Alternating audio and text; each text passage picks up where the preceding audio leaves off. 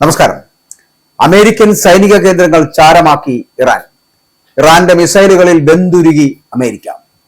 Middle ഈസ്റ്റിന്റെ മണ്ണിൽ പതിറ്റാണ്ടുകളായി വേരൂന്നി നിൽക്കുന്ന അമേരിക്കൻ സൈനികാധിപത്യത്തിന് മേൽ ഇറാന്റെ മിസൈലുകൾ പുതിയൊരു ചരിത്രം കുറിക്കുകയാണ്.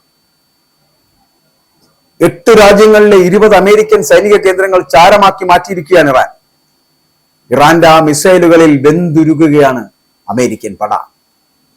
തങ്ങളെ തൊട്ടാൽ താവളങ്ങൾ ചാരമാകുമെന്ന ഇറാന്റെ മുന്നറിയിപ്പ് വെറും വാക്കല്ല എന്ന് തെളിയിക്കുന്നതാണ് മിഡിൽ ഈസ്റ്റിൽ നിന്നുള്ള ഏറ്റവും പുതിയ ഉപഗ്രഹ ചിത്രങ്ങളും BBC ഉൾപ്പെടെയുള്ള അന്താരാഷ്ട്ര മാധ്യമങ്ങളുടെ വിശകലനങ്ങളും. ഫെബ്രുവരി 28 ഇറാനെ ലക്ഷ്യമിട്ട് അമേരിക്കയും ഇസ്രായേലും സംയുക്തമായി നടത്തിയ വ്യോമാക്രമണത്തിന് രാജ്യാന്തര നിയമങ്ങളെ വെല്ലുവിളിച്ചുകൊണ്ട് ഇറാൻ നൽകിയ മറുപടി അമേരിക്കയുടെ കണക്കുകൂട്ടലുകളെ മുഴുവൻ തെറ്റിച്ചു കളഞ്ഞു. അമേരിക്കൻ സൈന്യം പുറത്തുവിട്ടതിനേക്കാൾ എത്രയോ മടങ്ങ് മാരകവും വ്യാപകവുമായിരുന്നു ഇറാന്റെ പ്രത്യാക്രമണം എന്നിപ്പോൾ ലോകം തിരിച്ചറിയുകയാണ്. മേഖലയിലെ തങ്ങളുടെ സൈനിക താവളങ്ങൾ തകർക്കപ്പെടില്ലെന്ന അമേരിക്കയുടെ അഹങ്കാരത്തിനാണ് ഇറാൻ ഇപ്പോൾ കനത്ത പ്രഹരമേൽപ്പിച്ചിരിക്കുന്നത് എന്നുള്ളത്. മിഡിൽ ഈസ്റ്റിലെ 8 രാജ്യങ്ങളിലായിട്ട് വ്യാപിച്ചു കിടക്കുന്ന 20-ലധികം പ്രധാന അമേരിക്കൻ സൈനിക കേന്ദ്രങ്ങളാണ് ഇറാന്റെ കൃത്യതയാർന്ന ആക്രമണത്തിൽ തകർന്നടിഞ്ഞു പോയിരിക്കുന്നത്. ചില അന്താരാഷ്ട്ര സൈനിക വിശകലന വിദഗ്ധരുടെ അഭിപ്രായത്തിൽ ഈ സംഖ്യ 28 വരെയാണ്.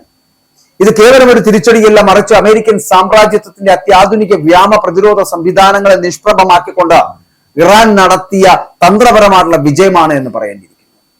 ആക്രമണത്തിനിരയായ താവളങ്ങളിൽ വിമാനങ്ങൾക്ക് ഇന്ധനം നിറയ്ക്കുന്ന കേന്ദ്രങ്ങൾ, അതിവേഗ റഡാറുകൾ, കമാൻഡ് സെന്ററുകൾ എന്നിവ പൂർണ്ണമായിട്ടോ അല്ലെങ്കിൽ ഭാഗികമായിട്ടോ നശിപ്പിക്കപ്പെട്ടു എന്നതാണ്. അമേരിക്ക തങ്ങളുടെ നാശനഷ്ടങ്ങൾ ലോകത്തിൽ നിന്ന് മറച്ചുവെക്കുവാൻ ശ്രമിച്ചുവെങ്കിലും പുറത്തുവന്ന ഉപഗ്രഹ ചിത്രങ്ങൾ അമേരിക്കൻ താവളങ്ങളുടെ യഥാർത്ഥ തകർച്ച വിളിച്ചോതുന്നവയാണ്. തങ്ങളുടെ പരമാധികാരത്തിന്മേൽ കൈവച്ചാൽ മിഡിൽ ഈസ്റ്റിലെ ഒരു അമേരിക്കൻ താവളവും സുരക്ഷിതമായിരിക്കില്ല എന്ന ഇറാന്റെ പരമോന്നത നേതാവിന്റെ പ്രഖ്യാപനം വെറും രാഷ്ട്രീയ പ്രസ്താവനയല്ല, മറിച്ച് യുദ്ധഭൂമിയിലെ യാഥാർത്ഥ്യമാണ് എന്ന് ഈ തകർച്ച അടിവരയിടുകയാണ്. പാശ്ചാത്യ രാജ്യങ്ങൾ എക്കാലത്തും പുകഴ്ത്തിപ്പാടിയിരുന്ന അമേരിക്കൻ ആന്റി ബാലിസ്റ്റിക് മിസൈൽ പ്രതിരോധ സംവിധാനങ്ങളുടെ പരാജയമാണ് ഈ യുദ്ധത്തിൽ ലോകം കണ്ടത് എന്നതാണ്. യുണൈറ്റഡ് അറബ് എമിറേറ്റ്സിലെ അൽ റുബൈസ്, അൽ സാദർ എയർബേസുകൾ, ജോർദാനിലെ പ്രശസ്തമായിട്ടുള്ള ഈ പറയുന്ന മുവാഫാക്ക് സാൽട്ടി എയർബസ് എന്നിവിടങ്ങളിലൊക്കെ സ്ഥാപിച്ചിരുന്ന 3 അത്യാധുനിക ആന്റി ബാലിസ്റ്റിക് മിസൈൽ ബാറ്ററി സംവിധാനങ്ങളാണ് ഇറാന്റെ ഡ്രോണുകളും ബാലിസ്റ്റിക് മിസൈലുകളും ചേർന്ന് തകർത്ത് തരിപ്പണമാക്കിയത് എന്നതാണ്. ശത്രുക്കളുടെ മിസൈലുകൾ അന്തരീക്ഷത്തിൽ വെച്ച് തന്നെ തകർക്കാൻ ശേഷിയുണ്ട് എന്ന് അമേരിക്ക അവകാശപ്പെട്ടിരുന്ന കോടിക്കണക്കിന് ഡോളർ വിലമതിക്കുന്ന പ്രതിരോധ സംവിധാനങ്ങളാണ് ഇറാന്റെ സാങ്കേതിക മികവിന് മുന്നിൽ പരാജയപ്പെട്ടു പോയത് എന്നതാണ്. ഇറാന്റെ സൈനിക ശാസ്ത്രജ്ഞർ വികസിപ്പിച്ചെടുത്ത ഹൈപ്പർസോണിക് വേഗതയുള്ളതും റഡാറുകളുടെ കണ്ണുവെട്ടിക്കുവാൻ ശേഷിയുള്ളതുമായിട്ടുള്ള മിസൈലുകൾ അമേരിക്കൻ കേന്ദ്രങ്ങളിൽ കൃത്യമായിട്ട് പതിക്കുകയായിരുന്നു. മുമ്പ് അനുമാനിച്ചതിനേക്കാൾ എത്രയോ ആസൂത്രിതവും കൃത്യതയുമാർന്നതായിരുന്നു ഇറാന്റെ തന്ത്രങ്ങളെന്ന് ഈ ആക്രമണങ്ങളുടെ രീതി വ്യക്തമാക്കുന്നുണ്ട്. അമേരിക്ക വർഷങ്ങളായി തങ്ങളുടെ സഖ്യകക്ഷികളായി നിലനിർത്തിയിരുന്ന Saudi Arabia, Qatar, Kuwait, Iraq, Bahrain, Oman തുടങ്ങിയ രാജ്യങ്ങളിലെ അമേരിക്കൻ താവളങ്ങളെല്ലാം തന്നെ ഇറാന്റെ പ്രഹരപരിധിയിലാണ് എന്ന് ഈ ആക്രമണത്തിലൂടെ തെളിയിക്കപ്പെട്ടു. ഇറാഖിലെയും ജോർദാനിലെയും താവളങ്ങളിൽ നിന്ന് അമേരിക്ക നടത്തിയ നീക്കങ്ങൾക്ക് അതേ നാണയത്തിലാണ് ഇറാൻ മറുപടി നൽകിയത് പോലും. പശ്ചിമേഷ്യൻ മേഖലയിൽ മേധാവിത്വം പുലർത്തുവാൻ അമേരിക്ക ഉപയോഗിച്ചിരുന്ന താവളങ്ങളെല്ലാം ഇപ്പോൾ ഇറാന്റെ നിരീക്ഷണ വലയത്തിലാണ്. ഇതോടെ തങ്ങളുടെ സ്വന്തം മണ്ണിൽ അമേരിക്കൻ സൈന്യത്തിന് താവളമൊരുക്കിയ അറബ് രാഷ്ട്രങ്ങൾ ഇപ്പോൾ പുനർവിചിന്തനത്തിലാണ്. ഇറാന്റെ ഈ വൻ തിരിച്ചടി പശ്ചിമേഷ്യയിലെ US സഖ്യകക്ഷികൾക്കിടയിൽ വലിയ പരിഭ്രാന്തി സൃഷ്ടിച്ചിട്ടുണ്ട്. അമേരിക്കയുടെ സുരക്ഷാ ഗ്യാരണ്ടി വെറും കടലാസപ്പുലിയാണ് എന്ന് ബോധ്യപ്പെട്ടതോടെ മേഖലയിലെ തന്നെ ഭൂരാഷ്ട്രീയം ഇറാന് അനുകൂലമായി മാറിക്കൊണ്ടിരിക്കുകയാണ് എന്നതാണ്. അമേരിക്കയുടെ സാമ്പത്തിക ഉപരോധങ്ങളെയും ഭീഷണികളെയും പതിറ്റാണ്ടുകളായി അതിജീവിച്ച ജനതയാണ് ഇറാന്റേത്.